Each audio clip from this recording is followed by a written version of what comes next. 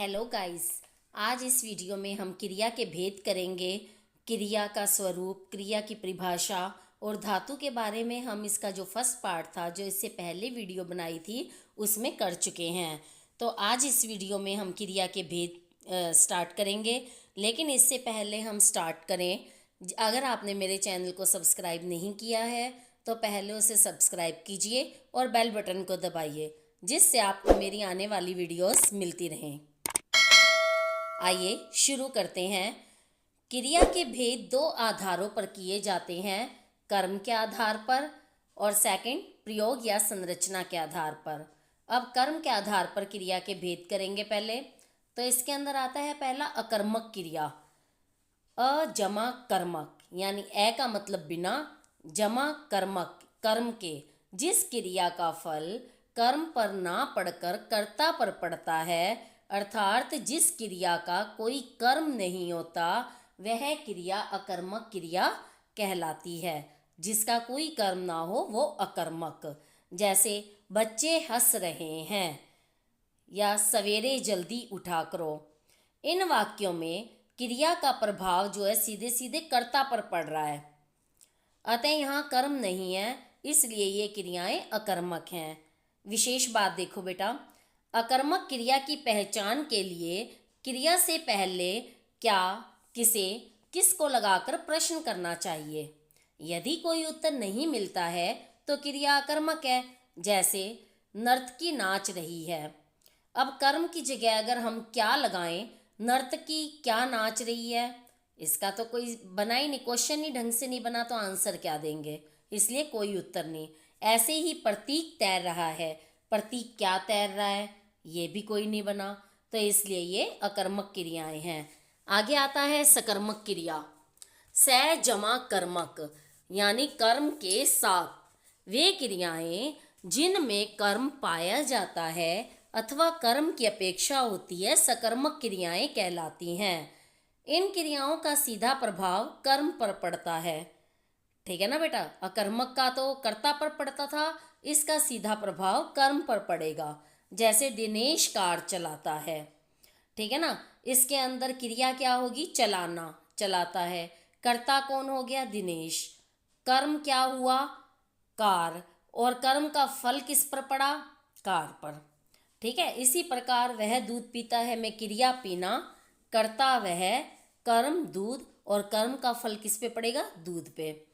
अब सकर्मक क्रियाओं की पहचान देखिए। सकर्मक क्रियाओं में कर्म की पहचान करने के लिए क्रिया में प्रश्नवाचक शब्द क्या या किसको का प्रयोग करना चाहिए। जैसे अकर्मक में किया था, ऐसे ही सकर्मक में लगा के देखिए क्वेश्चन, आंसर मिलेगा तो सकर्मक है, अगर नहीं मिल पाया तो फिर आप सकर्मक का नहीं, अकर्मक क्रिया का प्रयोग कर रहे हैं।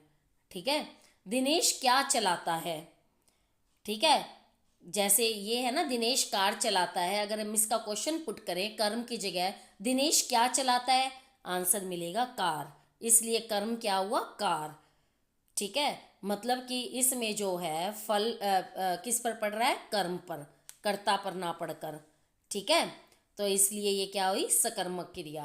और इसी प्रकार सेकंड एग्जाम्पल, वह क्या पीता है, दूध। इधर कर्म क्या हुआ, दूध, फल किस पे पड़ रहा है, दूध पे, तो इसलिए ये सकर्मक क्रिया हुई। अब सकर्मक क्रिया के भेद। सकर्मक क्रिया के भी दो भेद होते हैं, एक कर्मक क्रिया और द्विकर्मक क्रिया। अब एक कर्मक क्रिया क्या होता है, जिन क्रियाओं में एक कर्म पाया जाता है वे एक कर्मक क्रियाएं कहलाती हैं। एक कर्म से एक कर्मक। जैसे किरण कपड़े सिलती है। ठीक है ना, जैसे किरण क्या सिलती है, कपड़े। ठीक है ना, एक क्रिया होगी सिर्फ। अब द्विकर्मक में क्या होता है बेटा, ऐसी सकर्मक क्रियाएं जिनमें दो कर्म होते हैं, द्विकर्मक क्रियाएं कहलाती हैं। अब द्विकर्मक क्रियाओं की पहचान के लिए प्रश्नवाचक शब्द क्या और किसे का प्रयोग करने पर यदि दोनों का उत्तर प्राप्त होता है तो वो द्विकर्मक है, और अगर दोनों का उत्तर प्राप्त ना हो, इतनी पर्याप्त क्रियाएं ना हो, तो वो एक कर्मक। जैसे एक सेंटेंस लेते हैं, माँ ने बेटे को कहानी सुनाई। अब इसमें दो कर्म है, बेटे और कहानी, तो इसमें क्या का आंसर भी हमें मिल सकता है और किसे का भी। कैसे, देखिए, जैसे सबसे पहले किसे लगा के करो। माँ ने किसे कहानी सुनाई? बच्चे को यानी बेटे को। तो पहला किस पे कर्म पड़ा? बच्चे पे। ठीक है, कर्म का फल किस पे पड़ा? बच्चे पे। क्या का आंसर मिल गया। अब सेकंड है, माँ ने बच्चे को क्या सुनाई। पहले किसे लगा के आंसर मिला था, अब क्या लगा के भी मिलेगा, तो कहानी सुनाई। ठीक है ना। इस उदाहरण में दो कर्म है, अतः इस वाक्य में द्विकर्मक क्रिया है। अब इसका विशेष देखिए बेटा, कई बार सकर्मक क्रियाओं में कर्म का प्रयोग नहीं होता। ठीक है ना, फिर तो बेटा आप कहोगे सीधे सीधे ये तो अकर्मक होगी, लेकिन फिर भी वे क्रियाएं अकर्मक में भी नहीं आती। ठीक है, और सकर्मक होने के नाते उनमें कर्म का प्रयोग नहीं होता। जैसे सजल पढ़ रहा है। ठीक है ना, अगर हम इसको देखें, सजल क्या पढ़ रहा है, क्या रहा है। ठीक है ना, तो मतलब कि इसमें कर्म का अभाव है, क्या पढ़ रहा है ये चीज़ स्पष्ट नहीं है। लेकिन कर्म का अभाव होने पर भी यहाँ पर उत्तर की अपेक्षा है कि वो, हम खुद देख सकते हैं, कोई भी इंसान पढ़ेगा तो जाहिर है वो कुछ ना कुछ तो पढ़ेगा ही, जैसे पुस्तक, कहानी या पत्र आदि। तो इस तरह की क्रियाएं जो मानी जाती हैं सकर्मक में आती हैं। नेक्स्ट है, अकर्मक क्रियाओं के साथ उसी क्रिया से बनी भाववाचक क्रिया जोड़ देने से अकर्मक क्रिया सकर्मक क्रिया बन जाती है। ठीक है ना। अब जैसे क्या होता है, किस्मत कई खेल खेलती है। भाववाचक क्रिया खेलना का खेल जोड़ दिया, तो किस्मत क्या खेलती है? खेल। तो ये सकर्मक इस तरह से बन गई है। अब बेटा आगे आते हैं, प्रयोग या संरचना के आधार पर क्रिया के भेद। इस आधार पर क्रिया के 6 भेद होते हैं।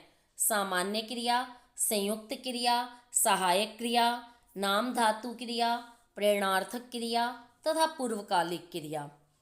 ठीक है ना। सबसे पहले सामान्य क्रिया लेते हैं। जब वाक्य में एक ही क्रिया पद का प्रयोग किया जाए तब वह सामान्य क्रिया कहलाती है। सिर्फ एक क्रिया आए, सिंपल वाक्य होगा वो बिल्कुल।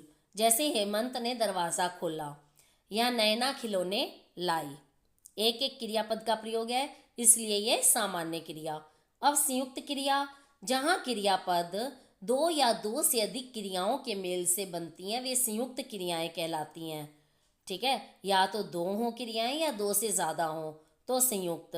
जैसे वह घर पहुंच गया है। अब जैसे देखो बेटा, पहुंच गया है, पहुंच प्लस गया प्लस है, 3 पद हो गए। सोहन चुपचाप चला गया, चला और गया 2 पद हो गए। तो इसलिए इधर संयुक्त क्रियाएं मानी जाएंगी। अब नंबर 3 है रंजक या सहायक क्रिया। सहायक क्रिया को रंजक क्रिया भी कहते हैं। जब कोई क्रिया मुख्य क्रिया के साथ जुड़कर अपना अर्थ खोकर मुख्य क्रिया के अर्थ में विशेषता लाने का कार्य करती है तब वह रंजक या सहायक क्रिया कहलाती है। ठीक है बेटा, मुख्य क्रिया के साथ जुड़ जाएगी और अपना अर्थ जो उसका होगा उसको खोकर मुख्य क्रिया के अर्थ को स्पष्ट करेगी, तो वो सहायक क्रिया कहलाएगी ना। मुख्य क्रिया की सहायता कर रही है तभी सहायक कहलाएगी। जैसे सब अंदर आ जाओ। अब देखो इसमें जाओ जो है वो सहायक क्रिया है और आ जो है वो मुख्य क्रिया है। अब सभी अंदर जाओ, जाओ का मतलब तो जाना ही हो गया, लेकिन अगर हम आ लगा के जाओ बोलें तो ये जो जाओ का वो जाने वाला मीनिंग है वो खत्म हो जाएगा और ये मुख्य क्रिया के आने वाले मीनिंग को स्पष्ट करेगी। ठीक है। दुकानदार सामान दिखाने लगा। अब इसके अंदर दिखाना मुख्य क्रिया है और लगा सहायक क्रिया है। अब नाम धातु क्रिया नेक्स्ट आ रहा है, नंबर 4 नाम धातु क्रिया। जो क्रियाएं संज्ञा, सर्वनाम, विशेषण, अनुकरणात्मक आदि शब्दों में प्रत्यय जोड़कर बनाई जाती हैं वे नाम धातु क्रियाएं कहलाती हैं। जैसे संज्ञा शब्दों में जोड़े तो जैसे बात से बतियाना, टक्कर से टकराना, झूठ से झुठलाना, लज्जा से लजाना। ठीक है, लज्जा एक संज्ञा शब्द है जिससे लजाना क्रिया बन गई। झूठ एक संज्ञा शब्द है जिससे झुठलाना क्रिया बनी। टक्कर संज्ञा शब्द है जिससे टकराना बनी। ठीक है ना। इसी तरह सर्वनाम शब्द है अपना और मैं, इनसे क्या क्या क्रियाएं बनेंगी? अपना या आप से अपनाना, मैं से मिमियाना। अब विशेषण शब्दों से, विशेषण शब्द है ये 60 से कौन सी क्रिया बनती है? सठियाना। मोटा से मुटियाना, तोतला से तुतलाना, गर्म से गरमाना। इसी तरह अनुकरणात्मक शब्दों से थरथर से थरथराना, बड़बड़ से बड़बड़ाना, टिमटिम टिमटिमाना, गुड़गुड़ गुड़गुड़ाना, खटखट खटखटाना, थपथप थपथपाना। अब आगे आता है प्रेरणार्थक क्रिया। जब कर्ता स्वयं कार्य ना करके अन्य को कार्य करने के लिए प्रेरित करता है तब वह क्रिया प्रेरणार्थक क्रिया कहलाती है। यानी खुद क्रिया ना करके किसी दूसरे को अपना वो काम करने के लिए प्रेरित करना, तो वो कहलाती है प्रेरणार्थक क्रिया। जैसे खुशी गाय को घास खिलाती है। और सेकंड एग्जाम्पल है अनिकेत पक्षियों को दाना डालता है। इन दोनों वाक्यों में खिलाती और डालता ये प्रेरणार्थक क्रियाएं हैं, क्योंकि यहाँ कर्ता स्वयं काम नहीं कर रहा है। मतलब कि खुशी खुद घास नहीं खा रही है, ना अनिकेत खुद दाना अपने लिए डाल रहा है, ठीक है ना, बल्कि दूसरों को प्रेरित कर रहा है। खुशी तो गाय को प्रेरित करती है कि वो घास खाए, और अनिकेत पक्षियों को प्रेरित कर रहा है दाना खाने के लिए, ठीक है ना। यहाँ पर ये स्वयं नहीं कर, दूसरों को प्रेरित कर रहे हैं। जैसे कि एक एग्जाम्पल और देखिए, रोहन जूस पीता है, यानी वो खुद से पी रहा है जूस को, ठीक है ना। अब अगर हम कहें माँ रोहन को जूस पिलाती है, अब वो माँ से प्रेरित होकर पी रहा है। दोनों स्थितियों में रोहन जूस पी रहा है, परंतु प्रथम वाक्य में वह स्वयं जूस पी रहा है, जबकि दूसरे वाक्य में माँ द्वारा प्रेरित किए जाने पर जूस पी रहा है। इस प्रकार यहाँ दो प्रकार के कर्ता हुए। एक तो प्रेरणा देने वाला, जिसको हम कहते हैं प्रेरक कर्ता। सेकंड है प्रेरणा प्राप्त करके कार्य करने वाला, ठीक है। जैसे प्रेरणा देने वाला इधर माँ होगी, और प्रेरणा प्राप्त करके कार्य करने वाला प्रेरित करता, जैसे कि रोहन, ठीक है। प्रेरणार्थक क्रिया के भेद। प्रेरणार्थक क्रिया के भी दो भेद होते हैं, प्रथम प्रेरणार्थक क्रिया और द्वितीय प्रेरणार्थक क्रिया। तो प्रथम प्रेरणार्थक क्रिया, जब कर्ता स्वयं कार्य करने की प्रेरणा देता है तब वह क्रिया प्रथम प्रेरणार्थक क्रिया कहलाती है। जैसे अध्यापक बच्चे को पाठ पढ़ाते हैं, अध्यापक खुद से काम कर रहे हैं, बच्चों को प्रेरित कर रहे हैं खुद ही, और बच्चे फिर पाठ पढ़ रहे हैं, ठीक है। तो ये होगी प्रथम प्रेरणार्थक, ठीक है। इस वाक्य में कर्ता स्वयं बच्चे को पाठ पढ़ने की प्रेरणा दे रहा है। सेकंड है द्वितीय प्रेरणार्थक क्रिया। जब कर्ता कार्य में स्वयं सम्मिलित ना होकर किसी अन्य को कार्य करने के लिए प्रेरित करता है तब वह क्रिया द्वितीय प्रेरणार्थक क्रिया कहलाती है। जैसे अध्यापक समीर से बच्चों को पाठ पढ़वाते हैं, ठीक है। अध्यापक ने समीर को प्रेरित किया, तब समीर बच्चों को पढ़ा रहा है। अध्यापक का तो क्या रोल हुआ, सिर्फ प्रेरित करने का, पढ़ा तो नहीं रहे हैं। तो अध्यापक स्वयं कार्य ना करके समीर को कार्य करने के लिए प्रेरित कर रहे हैं। अब प्रेरणार्थक क्रियाओं के अन्य उदाहरण और भी हैं, जैसे धोना, खुद से धोना, धुलाना, किसी और को धोने के लिए प्रेरित करना, और धुलवाना, ठीक है, किसी और को कह के धुलवाना, ठीक है। लिखना, लिखाना, लिखवाना, सोना, सुलाना, सुलवाना, ठीक है। इसमें तीनों आगे हैं, जैसे प्रथम प्रेरणार्थक और द्वितीय प्रेरणार्थक, इन सब के रूप आगे। जब वाना आ जाता है पीछे तो वो द्वितीय में आता है, और आना से प्रथम प्रेरणार्थक। अब पूर्वकालिक क्रिया। वाक्य में मुख्य क्रिया से पहले आने वाली क्रियाएं पूर्वकालिक क्रियाएं कहलाती हैं। जो मुख्य क्रिया से पहले अगर कोई क्रिया घटित होती है तो वो पूर्वकालिक क्रिया कहलाती है। जैसे नाना जी फल खरीद कर घर आए, ठीक है, नाना जी घर तो आए, लेकिन उससे पहले क्या किया, मुख्य क्रिया तो घर आने की होगी, लेकिन उससे पहले फल खरीदे थे। विपुल ने दौड़कर गेंद उठाई। इन वाक्यों में खरीद कर तथा दौड़कर पूर्वकालिक क्रियाएं हैं, क्योंकि ये आए तथा उठाई मुख्य क्रियाओं से पहले घटित हो रहे हैं। अब बेटा ये पूरा टॉपिक हो गया है। एक बार मेन चीज़ें देख लेते हैं, आपने इस लेसन में क्या जानना पूरा क्रिया टॉपिक में, क्योंकि फर्स्ट पार्ट भी हमने किया था, तो वो भी आपका एक बार क्लियर हो जाएगा। कार्य के होने या करने को क्रिया कहते हैं, इसमें हमने ये जाना। सेकंड, क्रिया को दो आधारों पर बांटा गया है, कर्म के आधार पर और प्रयोग या संरचना के आधार पर। कर्म के आधार पर क्रिया के दो भेद हैं, अकर्मक क्रिया तथा सकर्मक क्रिया।